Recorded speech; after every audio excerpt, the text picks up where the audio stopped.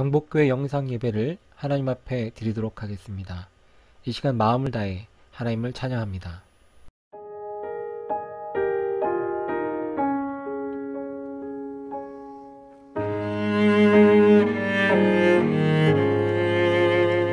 내 주의 보혈을 정하고 전하다 내 죄를 정케 하신 주 날 오라 하신다. 내가 주께로 지금 가오니 십자가의 보혈로 날 씻어 주소서. 내 주의 보혈을 정하고 전하다 내 죄를 정케 하신 주 날 오라 하신다. 내가 주께로 지금 가오니 십자가의 보혈로 날 씻어 주소서. 약하고 주에도 주께로 나가며 힘 주시고 내 주함을 곧 씻어 주시네. 내가 주께로 지금 가오니 십자가의 보혈로 날 씻어 주소서. 내가 주께로 지금 가오니 십자가의 보혈로 날 씻어 주소서. 날 오라 하심은 날 오라 하심은 온전한 믿음과 또 사랑함과 평안함 다 주려 함이라. 내가 주께로 지금 가오니 십자가의 보혈로 날 씻어 주소서. 내가 주께로 지금 가오니 내가 주께로 지금 가오니 십자가의 보혈로 날 씻어 주소서. 내가 주께로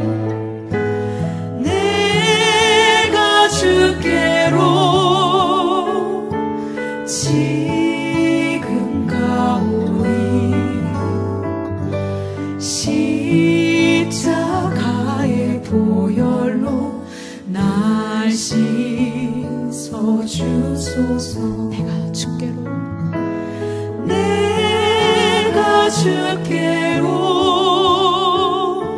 지금 가오니 십자가의 보혈로 날 씻어 주소서. 다 같이 사도신경 하시겠습니다. 전능하사 천지를 만드신 하나님 아버지를 내가 믿사오며 그 외아들 우리 주 예수 그리스도를 믿사오니 이는 성령으로 잉태하사 동정녀 말에게 나시고 본디오 빌라도에게 고난을 받으사 십자가에 못 박혀 죽으시고 장사한 지 사흘 만에 죽은 자 가운데서 다시 살아나시며 하늘에 오르사 전능하신 하나님 우편에 앉아 계시다가 저리로서 산자와 죽은 자를 심판하러 오시리라. 성령을 믿사오며 거룩한 공회와 성도가 새로 교통하는 것과 죄를 사하여 준 것과 몸이 다시 산 것과 영원히 사는 것을 믿사옵나이다. 아멘. 다 함께 기도하시겠습니다. 사랑이 풍성하신 하나님 아버지, 3월 따뜻한 날을 저에게 주시고 또 건강을 주시며 또 지금까지 모든 환난과 어려움에서 지켜 보호하여 주시 감사합니다. 오늘도 어김없이 하나님의 말씀을 기다리고 또 하나님께 경배하는 것을 기억하여 저희가 주의 말씀 앞에 섰습니다. 우리 친구들이 시간을 드리고 몸을 드리고 아버지께 경배하오니 성령님께서 저희를 온전히 붙잡아 주셔서 하나님 아버지께 올바른 경배를 드릴 수 있도록 인도하여 주옵소서. 말씀을 듣고 또 기도하는 가운데에 하나님께서 나의 모든 삶들을 다시금 깨우쳐 주시고 또 돌아보게 하시고 회개하게 하시고 결단하게 하셔서 우리의 친구들의 삶이 어제보다도 나은 삶이 되게 하시고 하나님의 마음에 합한 삶이 될 수 있도록 인도하여 주옵소서. 말씀을 전하는 자 듣는 자 모두 은혜가 되게 하시고 하나님께서 홀로 영광 받아 주옵소서. 예수님의 이름으로 기도했습니다. 아멘. 오늘 하나님의 말씀을 읽어보도록 하겠습니다. 오늘 하나님께서 주신 말씀은 로마서 1장 18절부터 23절에 있는 말씀입니다. 함께 읽겠습니다. 하나님의 진노가 불의로 진리를 막는 사람의 모든 경건하지 않음과 불의에 대하여 하늘로부터 나타나나니 이는 하나님을 알만한 것이 그들 속에 보임이라. 하나님께서 이를 그들에게 보이셨느니라. 창세로부터 그의 보이지 아니하는 것들 곧 그의 영원하신 능력과 신성이 그가 만드신 만물에 분명히 보여 알려졌나니 그러므로 그들이 핑계하지 못할지니라. 하나님을 알되 하나님을 영화롭게도 아니하며 감사하지도 아니하고 오히려 그 생각이 허망하여지며 미련한 마음이 어두워졌나니 스스로 지혜 있다 하나 어리석게 되어 썩어지지 아니하는 하나님의 영광을 썩어질 사람과 새의 짐승과 기어다니는 동물 모양의 우상으로 바꾸었느니라. 아멘. 오늘 이 시간 하나님께서 우리에게 주신 말씀의 제목은요, 바로 당신에게는 죄를 이기는 빛이 있습니까? 라는 제목으로 말씀을 함께 살펴보도록 하겠습니다. 한 번 더 읽어볼까요? 당신에게는 죄를 이기는 빛이 있습니까? 자, 이 사람들이 누군지 아십니까? 그 왼쪽부터 보시면 충무공 이순신 장군, 민족의 영웅이죠. 그리고 한글을 만드신 세종대왕, 그리고 오른쪽은 아마존 밀림에 있는 미개 부족입니다. 우리는 하나님에 대해서 구원을 이야기할 때 많은 반대에 부딪히게 되는데 그 중에서 제일 많이 듣는 질문 중에 하나는 그러면 다 좋은데 예수님이 오시기 전에 태어났던 사람들은 어떻게 될까요? 라는 질문들을 많이 합니다. 굉장히 좀 악의적인 질문이긴 하죠. 알겠어요. 예수님 믿으면 구원받는 건 알겠는데 그럼 예수님 믿기 전에 있는 사람들 다 죽었거나? 그런 게 어딨어? 라는 그런 질문들을 받게 됩니다. 이교도 다른 종교를 가진 사람들의 불신자들 어떻게 됩니까?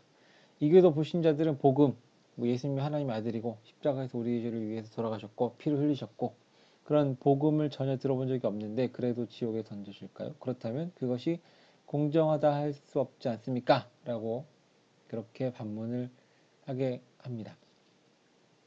질문을 받습니다.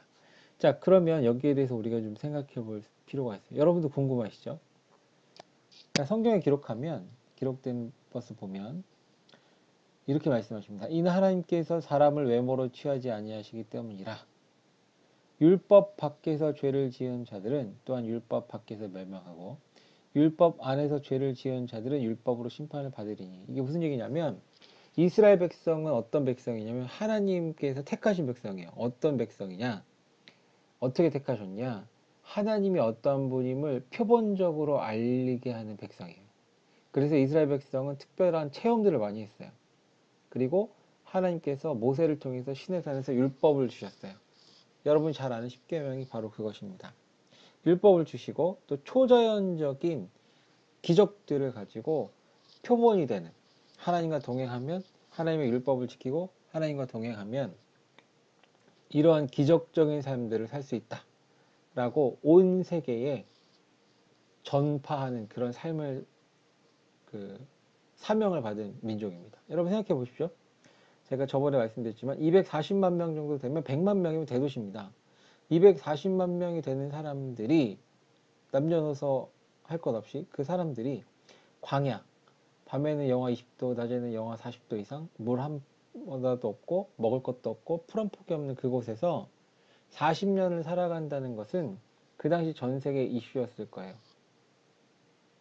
네, 전 세계 이슈였을 겁니다. 어떻게 그렇게 살아갈 수 있을까?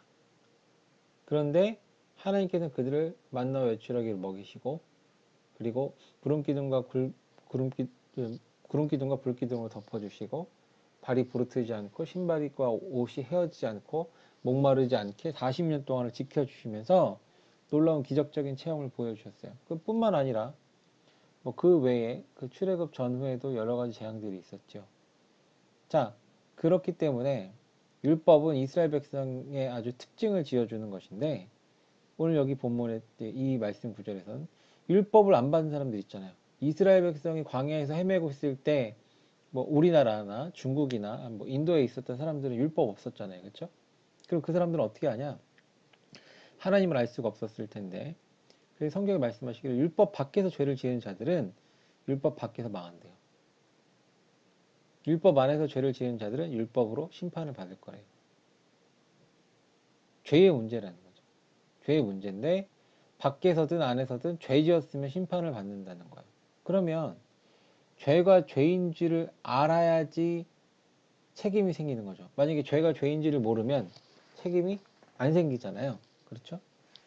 그렇기 때문에 그 죄가 죄인지를 아는지 모르는지에 대한 여부가 또 필요합니다. 13절 이는 율법을 듣는 자들이 하나님 앞에서 의롭지 아니하고 오직 율법을 행하는 자들이 의롭게 될 것이기 때문이라. 율법을 소유하지 않는 이방인들이 본성을 통해 율법 안에 있는 것들을 행할 때에 이런 사람들은 율법을 소유하지 않아도 자기에게 율법이 되나니 이런 사람들은 또한 자기 양심이 증언하며 자기 생각들이 서로 고소하고 변명하는 가운데 자기 마음속에 기록된 율법의 행위를 보이느니라. 자, 마음속에 기록된 율법이 뭐라고요? 양심입니다. 양심의 거리낌이 없이 살아가거나 양심의 거리낌이 있었을 때 그것을 빨리 뉘우치고 회복을 하고 그것을 다시 바로잡으려고 하는 그러한 삶들을 일생 동안 하게 되면 율법을 주어지지 않는 사람들에게는 하나님께서 그것을 의로 여기신다고 합니다. 이런 심판은 하나님께서 나의 복음대로 예수 그리스도로 말미암은 사람들의 은밀한 것들을 심판하실 그날에 이루어지리라. 이렇게 되어 있습니다. 자, 그러면 우리가 여기서 정리할 수 있는 것은 율법을 듣지 못하고 하나님이란 단어 자체를 모르는 사람들은 그러면 구원 못 받냐? 아니다. 행위에 있어서 죄가 생기는데, 죄가 성립이 되는데 그 죄를 짓지 않게끔 하는 장치를 하나님께서 뭘 주셨다? 양심을 주셨다. 그래서 양심의 소리에 귀를 기울이고 양심의 꺼리낌 없이 살려고 하면 하나님께서 그 행위를 의롭다고 쳐주신다. 특별한 경우로. 그런데 오늘 본문에 나와 있지 않지만 다른 본문에 보면 양심을 인두로 쥐진 사람이 나와요. 무슨 얘기냐? 사이코패스 같은 사람도 있죠. 그렇죠? 그리고 사이코패스는 아니지만 악한 일을 많이 해서 마음에 감각이 묻어져서 사람을 죽여도 별 감흥이 없고 죄책감도 없고 그런 사람들. 태어날 때부터 사이코패스인 경우도 있고 나쁜 짓을 많이 하면서 사이코패스화 되는 경우도 있고 그런 사람들은 양심을 완전 스스로 무력화시켜가지고 그렇게 하나님 앞에 죄인으로 사는 거죠. 자, 그런데 그런 상황에서 그럼에도 양심으로 만약에 잘 살았다 하더라도 우리가 전능하신 하나님이 계시다는 것을 알아야지 되잖아요. 양심이 신은 아니죠. 그죠? 그냥 마음의 그런 그 부담이지만 하나님, 전능자가 있다는 것을 알아야지 뭘 섬기든지 할 거 아니에요. 그런데 한 가지 아셔야 될 것은 형태는 다르더라도 모든 사람들의 마음에 절대자를 숭배하고자 하는 그런 본성들이 있어요.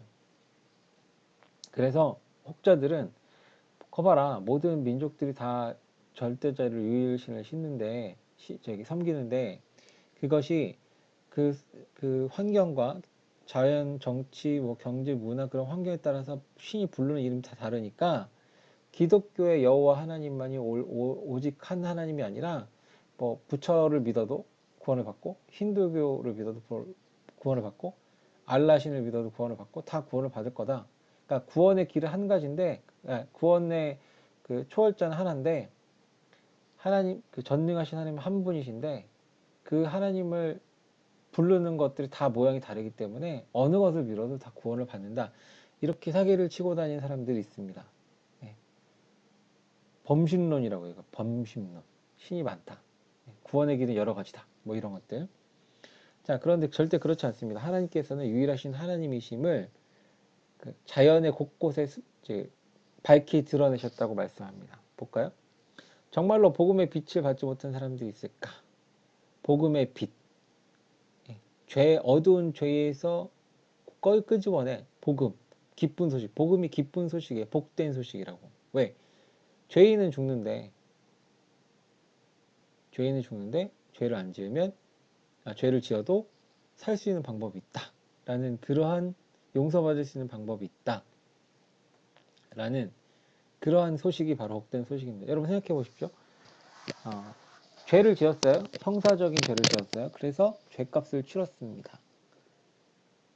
뭐 10년을 살든 20년을 살든 깜빵 갔다가 나왔어요. 그럼 그 사람의 죄가 없어집니까? 아니에요. 죄는 여전히 있어요. 죄의 대가를 치른 거지. 그런데 영적인 죄, 내가 행동으로 죄를 지어서 그 죄의 결과가 내 눈에 보이지 않는 혼에 새겨진 그 죄의 흔적들을 하나님께서 제거해 주신다는 그런 약속을 해주셨어요. 그러면 그것은 복음입니다. 이번에 그 신입생들, 이번에 청소년부 올라온 친구들은 설교가 어려울 수 있어요. 우리 2학년, 3학년, 고등학생 그 언니 오빠 형 누나들은 2년 동안 이제 저한테 말씀 배우면서 혼이 뭔지, 영이 뭔지, 나의 본질이 뭔지를 배웠습니다. 그래서 기회가 있을 때 다시 한번 말씀드릴 텐데 복된 소식이라는 것은 내 죄를 완전 제거해 준다는 거예요. 그런 복음, 기쁜 소식에 대해서 빛, 밝힘, 죄라는 어두운 데서 있었던 사람들에게 밝히 빛을 비춰주신 하나님의 그런 은혜가 과연 아마존 밀림에 있는 사람들, 아까 그 사진에서 봤듯이 뭐 이순신 장군, 뭐 세종대왕 뭐 있을까? 라고 궁금해할 수 있습니다. 하나님께서는 그 복음의 빛을 이 세상에 주셨다고 말씀합니다. 자, 잘 따라오세요. 조금 복잡할 수 있습니다. 로마서는요, 그 신학적으로 조직 신학에 관련된 그 내용들을 갖고 있어요. 뭐냐? 이게 조직 신학이 체계적으로 논리적으로 규명해서 알기 쉽게 설명하는 거예요. 죄는 왜고, 왜 생겼고, 어떻게 들어왔고, 어떤 결과가 나왔는데, 어떻게 구원을 받고, 어떤 방법으로 인해서, 어떤 메커니즘에 의해서, 어떤 절차에 의해서 죄가 용서되고, 구원받고, 영생을 얻고, 뭐 이런 것들 있죠. 그런 것들을 다 정리해 놓은 신학들이, 신학, 그 성경의 학문을 조직 신학이라고 하는데 굉장히 어렵습니다. 그런데 죄의 문제는 반드시 알아야지 되기 때문에 여러분 잘 따라오셔야 됩니다. 왜요? 여러분이 뭔가 궁금한 게 있으면 유튜브 뒤지고 인터넷 뒤지고 구글링 하잖아요. 그쵸? 안 하지 않잖아요. 네. 여러분 관심 없는 거기 때문에 안 찾아보는 겁니다. 근데 죄의 문제는 여러분의 영원의 삶, 천국과 지옥, 어디서 영원을 보낼 것인가에 대해서 굉장히 중요한 문제이기 때문에 반드시 생각해야 되고 배워야 되고 공부해야 되고 몸으로 경험해야 됩니다. 자, 하나님께서 창세기 1장 3절에 이렇게 말씀하셨습니다. 하나님께서 이르시되 빛이 있으라 하시매 빛이 있었고, 이 빛은 하나님의 영광의 빛입니다. 태양빛이 아니에요. 하나님의 영광의 빛이 아무것도 없는 물질 세계에 비추기 시작합니다. 하나님께서 아무것도 없는 그 공허한 물질 세계에 짠 나타나셨습니다. 창세기 1장 3절에 죄송합니다. 창세기 1장 3절이 아니네요. 네. 잠깐만요.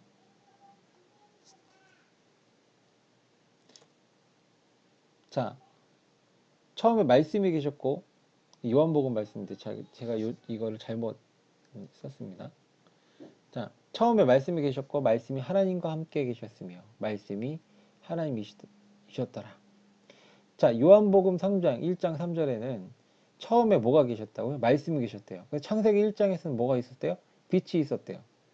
그렇죠? 근데 이르시되가 말하잖아요. 그러면 말이 먼저 있죠. 말씀이 있었던 거예요. 그리고 요한복음 1장 3절에도 말씀이 있었던 거예요. 이 말씀이 하나님과 함께 계셨으며 말씀이 곧 하나님이셨대요. 요한복음 1장 1절부터 2절, 그분께서 처음에 하나님과 함께 계셨고, 자, 그러면 처음에 있었던 게 말씀과 빛이죠. 그죠? 그래서 요한복음 1장 2절에는 기록하기를 말씀이 뭐라고요? 그분이라고 했어요. 창세기 1장 3절에서 처음에 있었던 게 빛이라고 했습니다. 자, 3절, 모든 것이 그분에 의해서 만들어졌으니, 요한복음 1장 3절이요.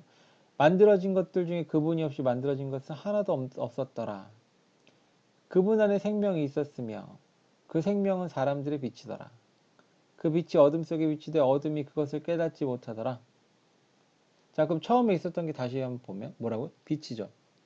요한복음에 보면 말씀이 있었대요. 근데 그 말씀 뭐래요? 그분이에요. 그분. 근데 그분이 뭐 하셨대요? 만들었대요. 뭘 만들었어요? 생명을 만들었어요. 그래서 사람에게 뭐가 있습니까? 생명이 있는 거죠. 생명이 있는 존재는요, 생명에 관심이 있어요.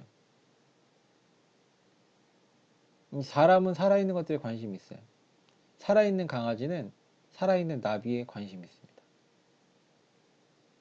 그렇죠? 네.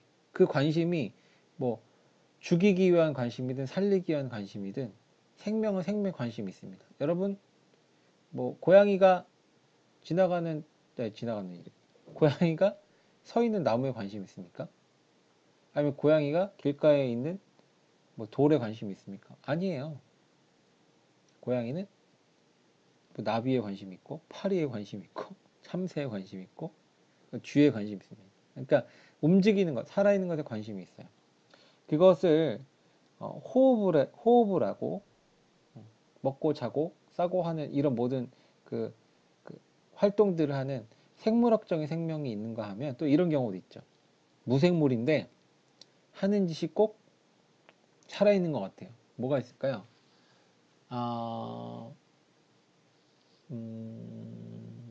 뭐가 있을까요? 얘는 말씀드릴 얘는 있는데 여러분이 이해를 잘 못하실 것 같아서 뭐 이런 거 할까요? 물가가 오르고 내리고 물가 말고 기온. 자, 봄부터 겨울까지 그 기온의 그래프를 이렇게 그려보면 올라갔다 내려갔다 올라갔다 그러죠. 계속 변하죠. 예. 변화하는 것들을 우리는 생명이 있는 것처럼 생각해요. 그러니까 변화하는 것들은 생명이 있다. 그러면 호흡하지 않고 생물학적인 생명이 없지만 뭔가 시간의 지남에 따라서 변화가 있으면 우리는 그 생명이 있다고 합니다. 그럼 생명이 있는 것들에 대해서 뭐라고 했죠? 우리 아까 생명은 생명에 관심이 있으니까 움직이는 것, 뭔가 변화가 되는 것, 그런 것들을 관찰하기 시작합니다. 어떻게? 야, 이게 어떻게 이럴 수 있지? 라고 관찰할 수 있습니다. 뭐 생물학자들은 살아있는 것들을 당연히 관찰하죠. 만약 경제학자들은 뭐 물가에 대해서 관찰합니다. 왜? 물가가 막 올라갔다 내려갔다 하니까요. 그리고 또 환율에 대해서 관심 있는 사람들은 환율 그래프를 보면서 연구합니다. 올라갔다 내려갔다 하니까요. 그죠? 뭐 인구에 관심 있는 사람들 인구 그래프를 보면서 올라갔다 내려갔다 변화가 있으니까 연구합니다. 모든 변화 있는 것들에 사람은 관심을 갖게 돼요. 그러면서 고민합니다. 어떻게 이게 이렇게 변화될 수 있지? 이렇게 어떻게 바뀔 수가 있지? 이렇게 어떻게 움직일 수 있지? 이렇게 고민을 합니다. 그러면 다시 하나님께서는 빛을 통해서 만드셨고 생명을 주셨기 때문에 거꾸로 살아있는 것들을 우리가 관심을 갖게 되면 궁금해합니다. 어떻게 저럴 수 있지? 자, 그런 빛, 생명을 만들어낸 빛, 죄를 밝히 드러내서 그게 죄라는 걸 알려주는 빛은 세상에 들어오는 모르는 사람을 비추느니라 이렇게 기록합니다. 자, 우리는 다시 말씀드리면 변화하는 것과 그리고 움직이는 것에 관심이 있습니다. 여러분 그래서 사람에게 관심이 있지 않아요? 야, 어떻게 제가 그런 짓을 하지? 궁금한데? 어떻게 사람이 저런 나쁜 짓을 하지? 궁금한데? 어떻게 저 동식물은 저렇게 살아있지? 궁금한데? 변화되는 것들은 관심을 유발하기 때문에 생각합니다. 왜 그렇게 되는지를 사람들이 궁금해합니다. 그 더듬 거꾸로 올라가서 왜 그런지 이유를 밝혀야 됩니다. 그런데 대부분 자연에 있는 것들은 이유를 밝히지 못한 것들이 많이 있어요. 거의 대부분 이유를 밝히지 못해요. 여러분, 수학적인 사실은 발명입니까? 발견입니까? 수학 법칙은? 네, 발견입니다. 과학적인 법칙은 발명입니까? 발견입니까? 발견입니다. 사람들이 그런 것들을 찾아낸 거예요. 이미 있었던 거예요. 그럼 누가 그것을 심어놨거나 만들어 놓은 사람들이 있겠죠? 그래서 저희는 그것을 창조자이신 하나님이라고 얘기합니다. 그런데 하나님을 마음에 두기 싫어하는 어리석은 사람들은 하나님이 없다고 막 우기려고 합니다. 그 중에 대표적인 것들은 진화론자들이고 그 외에 여러 물리학자들이 있습니다. 여러 과학자들이 많이 있어요. 거의 대부분의 과학자들이 하나님은 없다고 이야기합니다. 그리고 물질이 어떻게 만들어졌는지에 대해서 정말 많은 논쟁들이 있습니다. 도대체 뭐가 문제냐면 이거의 기본적인 문제는 하나님, 참 빛을 하나님이라고 부르기 싫은 거예요. 여러분 홍길동 아시죠? 아버지를 아버지라 부르지 못합니다. 왜 못 불러요? 서자 출신이기 때문에 그 당시 문화에서 못 부르는 거죠. 지금 우리의 문화는 뭡니까? 우리의 그 사회는 뭡니까? 올바른 것을 올바르다고 못한 거예요. 동성애를 올바르다고 못하는 상황입니다. 참 그 어려운 그런 시대 속에 우리는 살고 있어요. 여러분, 더러운 거 보고 싶어요? 끔찍한 거 보고 싶습니까? 그런데 더럽게 살고 싶은 사람들이 있고 끔찍한 거를 하고 싶은 사람들이 있는데 그걸 내 눈앞에서 해야 돼요? 자기네들끼리 하면 되잖아요. 그래서 저는 그런 것들을 안 볼 수 있는 권리도 존중이 돼야 된다고 생각해요. 논리가 정말 이상하게 흘러가고 있습니다. 뭐 전 특정 후보를 지지하는 사람들은 아니지만 이번에 참 사이다 같은 그런 그 주장들을 봤어요. 동성애 존중되어야 되고 인정돼야 되지만 그 동성애에 관련된 퍼라이드, 게이 축제 같은 거 있잖아요. 그런 것들을 혐오하는 사람들이 있으면 그 사람들이 안 볼 권리도 존중해야 된다. 맞아요. 안 볼 권리도 있습니다. 성소수자가 많습니까? 아니면 일반적인 사람, 정상적인 사람이라고도 얘기 못 하겠네요. 예, 비난받을까봐. 그러나 성소수자 맞습니다. 뭐 좋습니다. 성소수자가 더 많습니까? 아니면 그냥 일반적인 성 정체성을 가진 사람이 더 많습니까? 그러면 일반적인 성 정체성을 가진 사람이 과연 성소수자의 행동들을 좋아할까요? 여러분의 자녀가 만약에 여러분의 자녀를 낳는다면 여러분의 아들을 게이로 키우고 싶습니까? 아니면 뭐 레즈비언으로 키우고 싶습니까? 그런 문제인 거예요. 뭐 자기가 이미 그렇게 돼서 선택했다면 그건 어쩔 수 없는 문제지만 기존의 올바른 기독교니까 당연히 올바른 성 정체성을 가진 사람들에게 그걸 강요하면 안 돼요. 그건 폭력입니다. 근데 그걸 이제 서울시장 후보 아무개가 그런 거부할 수 있는 권리를 존중해야 된다라고 이야기해서 전 참 좋았습니다. 박수 쳐주고 싶어요. 하나님을 하나님이라고 부르는 게 뭐가 잘못됐습니까? 그런데 지금은 잘못된 세상이 됐습니다. 여러분이 점차 성인이 되고 그리고 또 여러분이 또 자녀를 낳은 그때쯤 되면 하나님을 하나님이라고 부를 수 없는 그런 상황이 벌어지게 됩니다. 어떤 일이 벌어지냐면, 제가 지금 그 사건 이름을 잘 이제 까먹었는데, 영국의 1990년대에 이슬람 이민자들이 그 EU가 합병이 되면서 이슬람 이민자들이 영국으로 엄청나게 들어왔어요. 지금도 마찬가지고. 그런데 한 이슬람 이민자들이 많은 그, 그런 그 지역에서 이슬람 남자들이 보통 이제 우린 아파트를 살지만 외국계는 목조주택을 많이 살아요. 1층, 2층 되는데 2층은 보통 애들 방이 많은데 2층에서 자고 있는 10대들을 문을 타고 넘어가서 다 성폭행을 해가지고 엄청나게 문제가 된 경우가 있어요.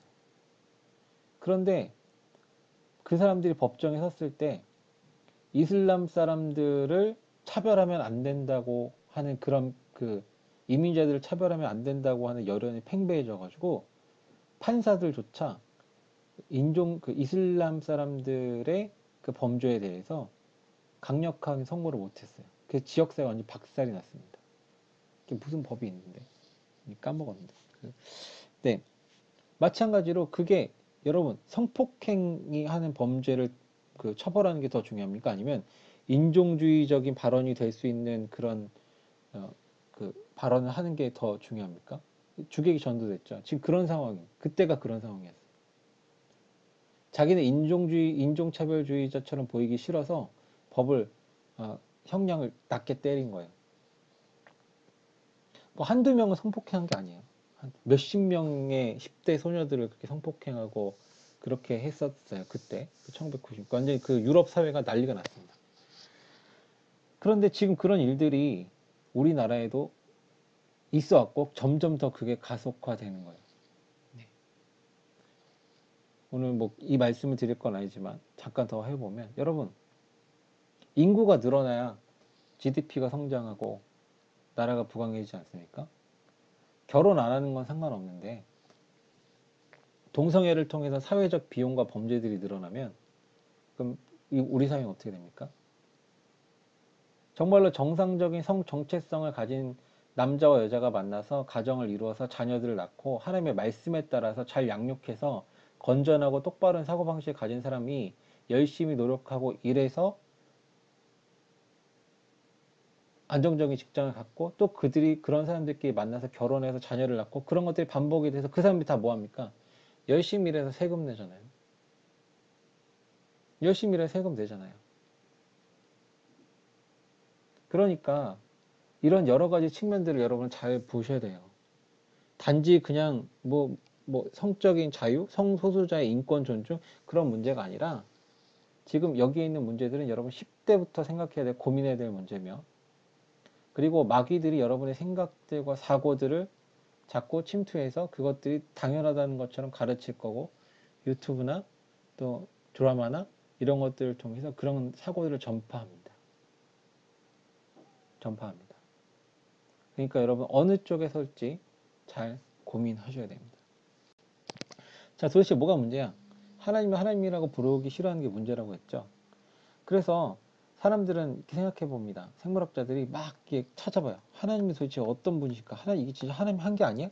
하나님께서 만든 거 맞지 않나? 막 고민을 하는 게 되는데 그 중에 논쟁 중에 하나가 박테리아 논쟁입니다. 뭐냐면 50나노미터 크기의 박테리아 편모, 제가 읽어드릴게요. 편모는 초정밀 모터와 같은 구조를 가지고 있다. 무슨 얘기냐면 박테리아 아시죠? 박테리아라는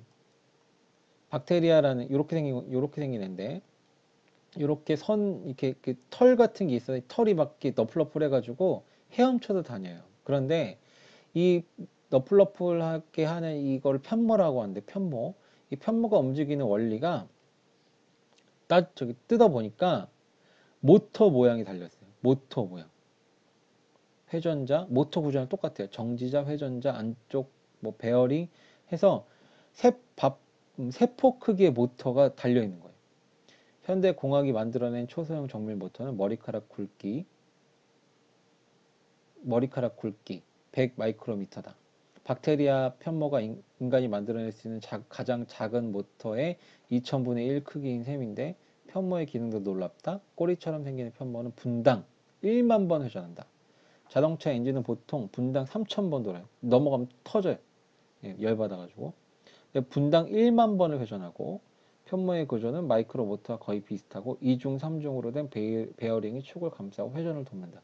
이게 금속으로 된 게 아니라 세포로 만들어진 거예요. 어떻게 움직이는지 한번 볼까요? 세포를 확대하면 세포죠. 이게 다 세포입니다. 원자 단위 세포예요.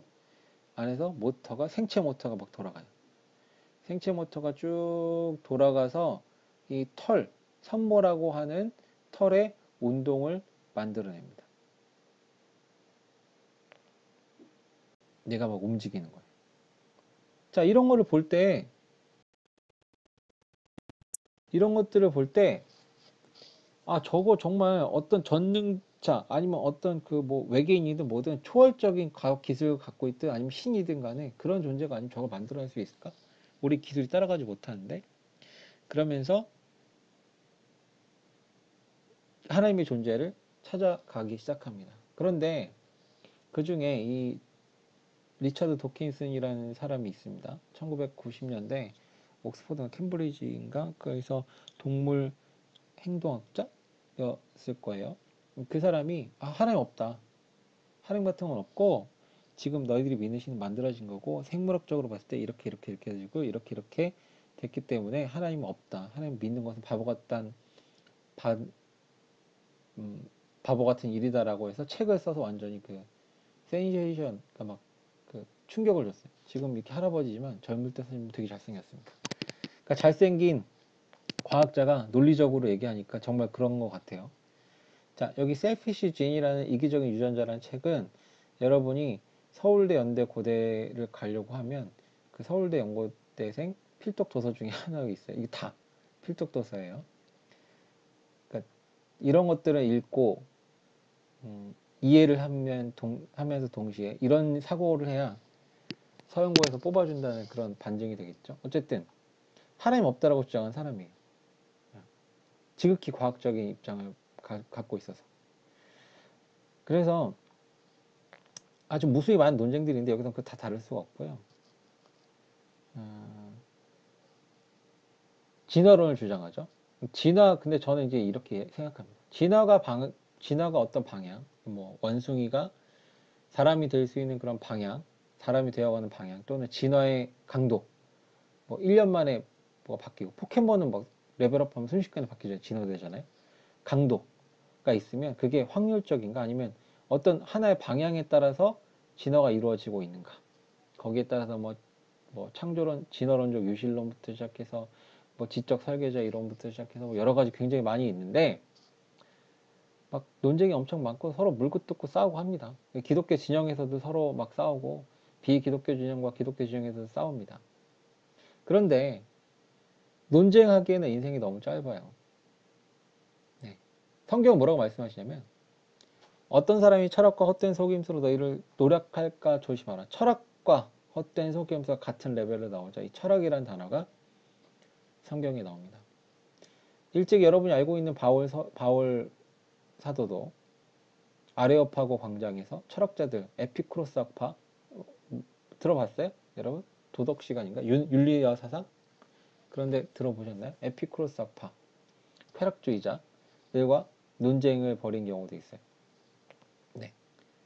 그리스에서 아고라에서 자 철학과 헛된 속임수로 너희를 노력할까 조심하라. 그것들은 사람의 전통과 세상의 유치한 원리를 따르는 것이 아니요 그리스도를 따르는 것이 아니라. 자 하나님 믿는 믿음이 고상하다고 했어요. 당연히 고상하죠. 형이상학적인 것이니까. 자 뿐만 아니라 오 디모데야 속되고 헛된 말장난 것도 거짓으로 과학이라 불리는 것들의 반론들을 피하며 내게 맡긴 것들을 지키라. 성경대로 믿는 과학자, 하나님을 믿는 과학자들이 있는가 하면 하나님을 믿지 않는 과학자들이 있습니다.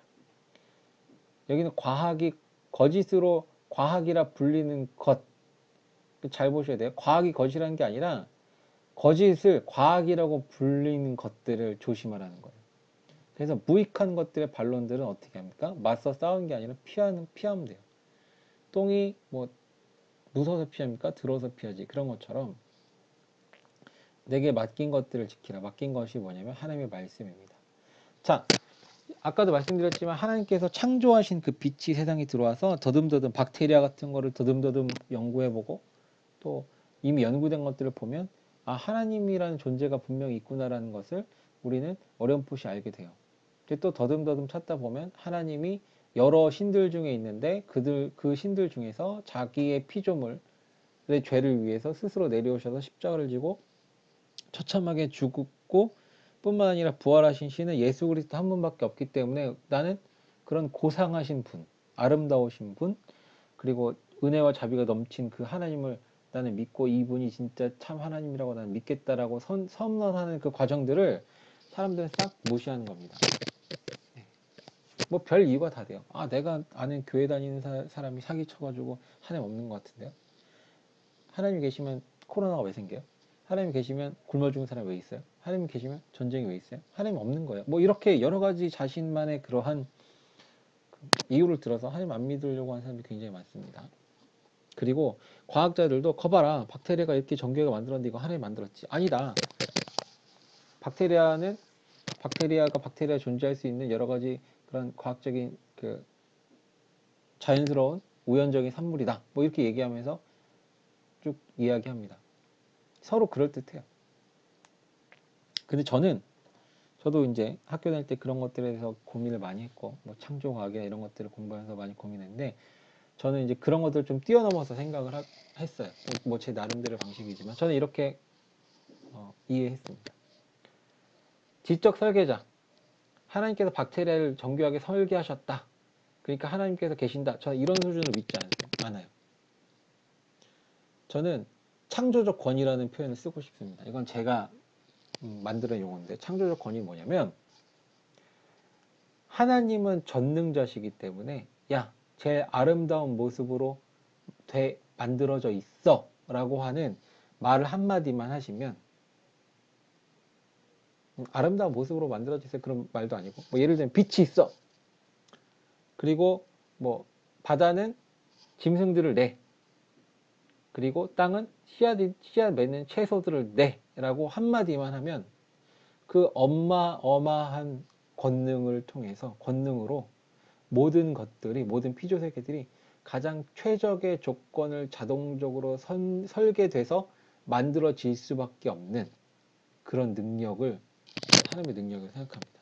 하나님께서 야 이거 박테리아는 여기다 모터를 집어넣고 세포 베어링을 집어넣고 이거를 마이크로미터에 2000분의 1을 쪼개가지고 편모를 만들어가지고 얘를 만들어야지 그런 게 아니라 그냥 가장 합리적이고 가장 과학적이고 가장 효율적인 방법으로 생태계가 만들어져라 하면 알아서 되는 것 그것이 바로 창조적인 권능이라고 생각합니다. 그렇게 생각하고 더 이상 논쟁을 하지 않게 됐습니다. 그래서 뭐 창조과학도 그냥 교양 수준으로 그냥 보는 거지 공부하는 거지 더 공부하지 않습니다. 어쨌든 논쟁하기에 인생이 너무 짧아요. 성경에 기록하기를 참으로 하나님은 진실하시되 사람은 다 거짓말쟁이라 할지어다. 이것은 기록된 바 주께서 주의 말씀하신 것에서 의롭게 되시고 판단 받으실 때 이기시리라 함과 같으니라. 그래서 오로지 하나님의 말씀을 믿고 우리는 지금 하나님이 존재하냐 안 존재하냐에 따라 시간 낭비할 시간이 없어요. 이제 마지막 때고 제가 늘 말씀드리면 저 여러분이 숨 쉬면서 살아있는 동안에 휴거를 당할 수도 있기 때문에 항상 삶을 준비해야 됩니다. 그래서 하나님은 당연히 계시고 천국과 지옥이 있고 예수님 안 믿으면 지옥 가고 예수님 믿으면 죄인이지만 구원받을 수 있고 그 구원받는 사람은 시간 낭비하지 않고 주의 뜻대로 살아야 된다. 이 간단한 원리를 가지고만 살아도 일평생을 정말 스펙타클하고 바쁘게 살 수 있기 때문에 무익한 논쟁은 하나님 믿기 싫어하는 사람들에게 넘기고 저는 열심히 하나님 믿으랍니다. 자 그러면 그래도 좀 찝찝하잖아요. 그러면 이것에 대해서 고민하는 사람들이 있어요.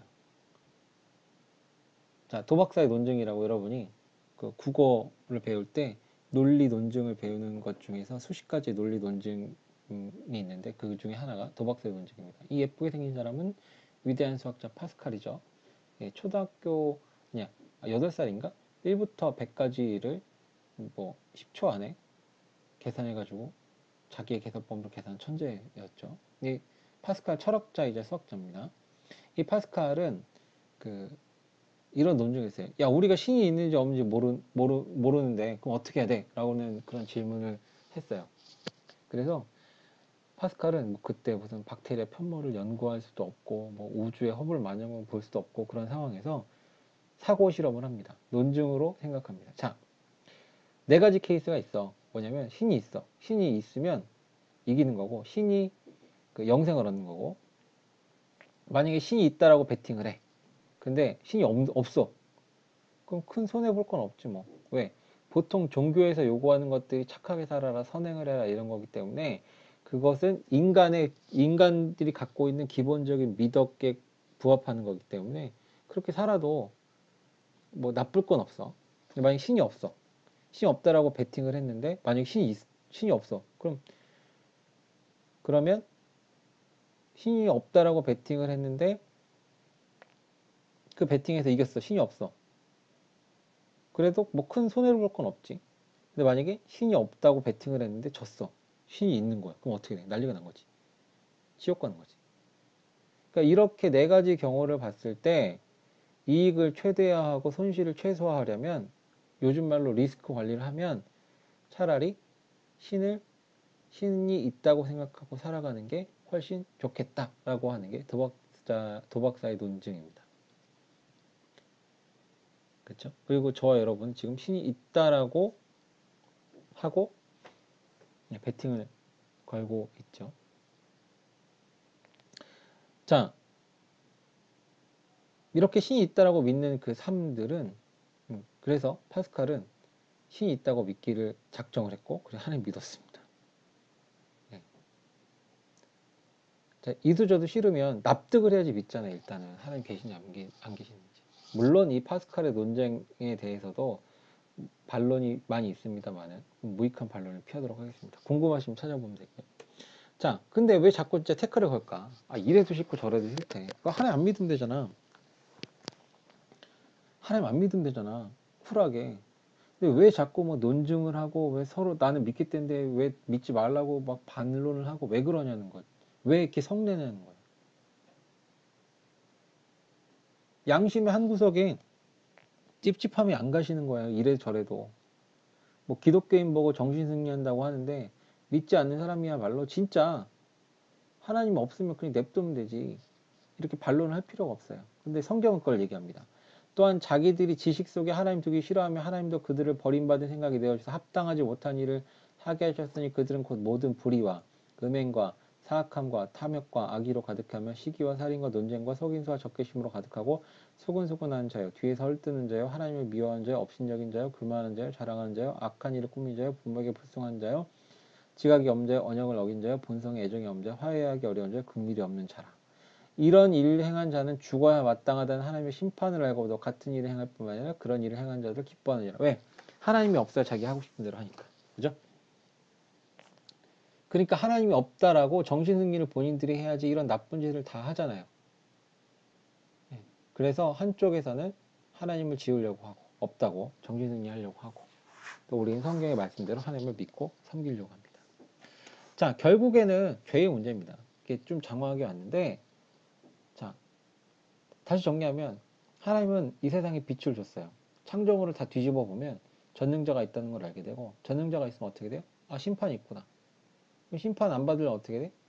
어떻게 하면 심판을 안 받지라고 더듬더듬 찾아야 돼요. 그러는 가운데서 예수님이 없는 지역, 예수님 복음을 들어보지 못한 사람은 양심에 따라서 하나님께서 그들을 심판하시고 그리고 복음을 계시가 점점 이렇게 예수 그리스도로 드러나게 될 텐데 그렇게 예수 그리스도를 알게 된 사람들은 성경에 기록된 복음을 가지고 하나님을 섬기고 또 구원받게 된다. 결국엔 죄의 문제라는 거죠. 잠깐 또 말씀드리면 케이스가 두 가지가 있어요. 예수님 오시기 전에 있었던 유대인들은 어떻게 되냐? 하나님의 율법대로 산 사람들은 다 죽으면 어디 가냐면 아브라함부터 시작해서 다윗에 이르기까지 유대인들 중에서 율법을 잘 지키고 하나님의 마음에 합하게 살았던 예수 그리스도의 십자가의 피로 구원받지 않은 모든 사람들은 땅 속에 있는 낙원에 있었어요. 낙원. 근데 히브리서에 보면 예수님께서 십자가에 달리신 그때 3일 밤 3일 낮을 지옥의 심장에 계셔서 산 제물이 되시고 부활하시면서 땅속에 있었던 낙원에 들어가서 그 구약에 있는 성도들에게 자신이 하나님의 아들 예수 그리스도임을 밝히 보이시고 그들을 다 사로잡아서 전리품으로 하늘로 데려 올라가셔서 그 순간에는 낙원이 비었어요. 그럼 예수님 이후에 있는 예수님 이후에 모든 그 사람들은 하나님의 말씀에 따라 복음의 빛을 받은 사람들은 신약 성경을 통해서 구원받으면 되는데, 그럼 복음이 전하지 않는 아마존 밀림과 열대 우림에 있는 사람들은 어떻게 되냐? 정말 희박하지만 만약 그들도 하나님의 빛을 받지 못한 상황에서 하나님께서 원하시는 양심에 비춰서 살았으면 그 사람들도 저는 첫 번째 케이스, 그건 성경에 정확히 나오지 않았지만 성경적으로 생각했을 때 첫 번째 케이스, 낙원에서 대기하다가 나중에 흰 왕좌 심판석에서 예수 그리스도를 소개받고 구원받는 방법이 하나 있고, 또 하나는 하나님께서는 시간 개념이 없으세요. 시간을 초월하신 분이기 때문에 어제나 오늘이나 항상 현재이신 분이에요. 그렇기 때문에 바로 낙원에 있지 않고 하나님 앞에 서서 하나님의 왕좌의 심판석으로 가서 미래에 있을 일이지만 동시에 현재에 있을 수 있으니까, 이건 뭐 양자역학 이론처럼 그럴 수 있으니까 거기서 또 예수 그리스도를 소개받고 의로운 사람들은 선택을 할 수 있지 않을까, 그런 생각 해봅니다. 그러나 대부분 문명의 그 비춤을 받지 못하는 그러한 지역에 있는 사람들은 삶이 미개하잖아요. 그러면서 성적인 범죄들, 여러 가지 범죄, 살인, 식인, 뭐 이런 여러 가지 것들이 있기 때문에 아마 뭐 예수 그리스도의 복음을 전하지 못한 사람들 중에 그냥 지옥에 보내면 억울하지 않을까요? 라고 하는 그런 케이스가 성립이 안 될 확률이 되게 많겠죠. 그렇죠? 뭐 옛날에 마야 아즈텍 문명에서 사람 심장 배 갈라가지고 사람 심장 꺼내가지고 제사 지내는 게 정상은 아니잖아요. 그렇죠? 그러니까 그런 만약에라고 하는 그 이유를 자꾸 상황을 만들어가지고 하나님이 없다고 마음에 지으려고 정신승리 하는 것은 자기에게 좋지 못하다. 지금 중요한 건 아마존 밀림에 있는 원주민들이 구원받고 구원받지 못하냐, 그게 중요한 게 아니라 네가 구원받았냐, 그게 제일 중요한 거예요. 너는 어떡할 건데? 너부터 구원받아야지. 왜 아마존 밀림에 있는 사람들 이순신장군 세종대왕 걱정하냐?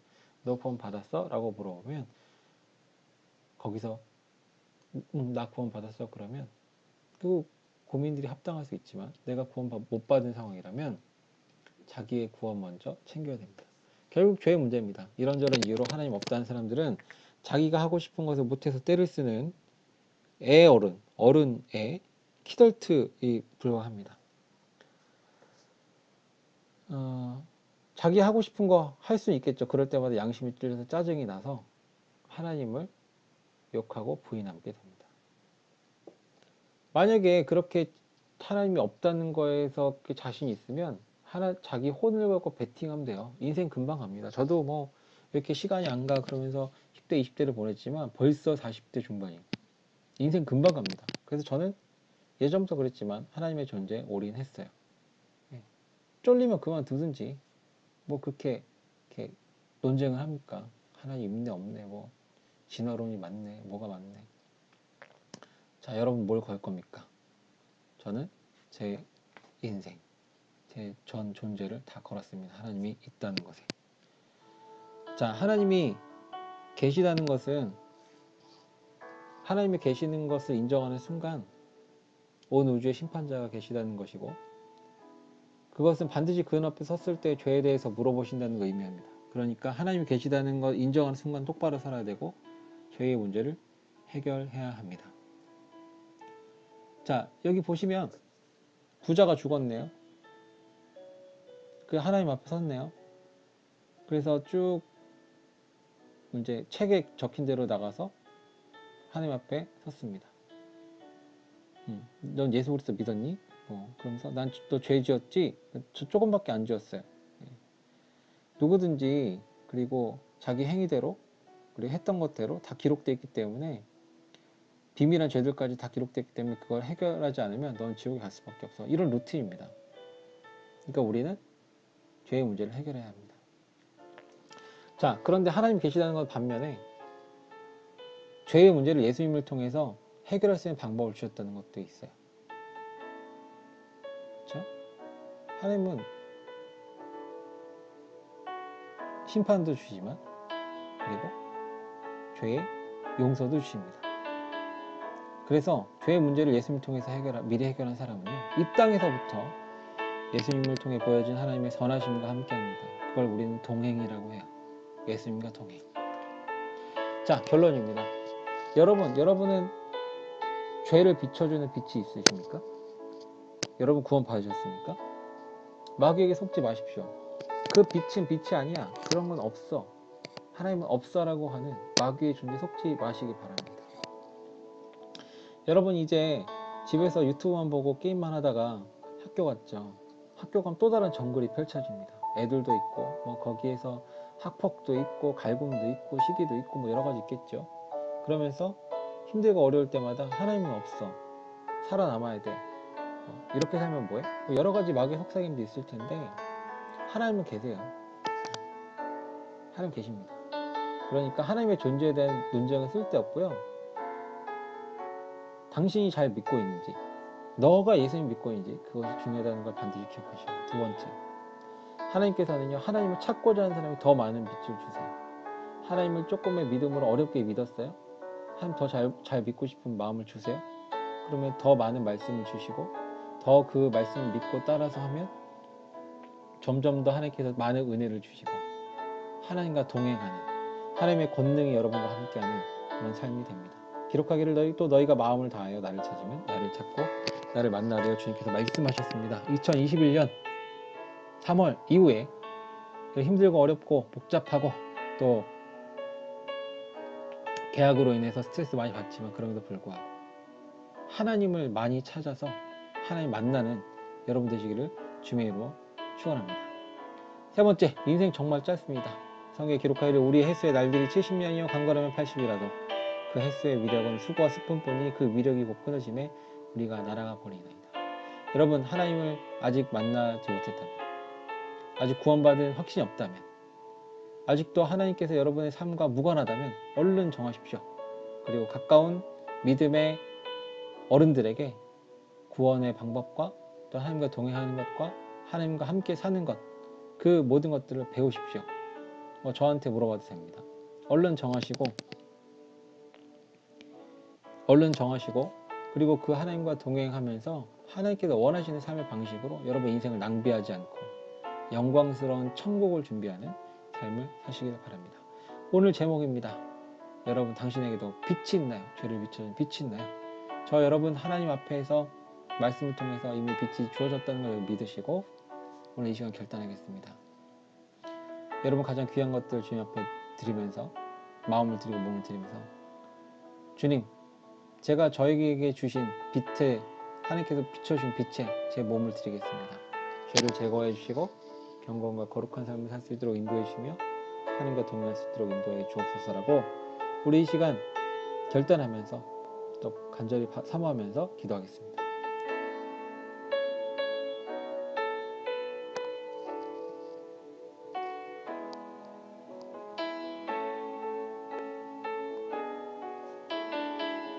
거룩하신 하나님 아버지, 오늘 이 시간에 모든 문제들, 무익한 논쟁, 하나님이 계시는지 안 계시는지에 대한 모든 과학적인 논쟁이 하나님을 마음에 두기 싫어하는 죄인들의 정신승리라는 것을 배웠습니다.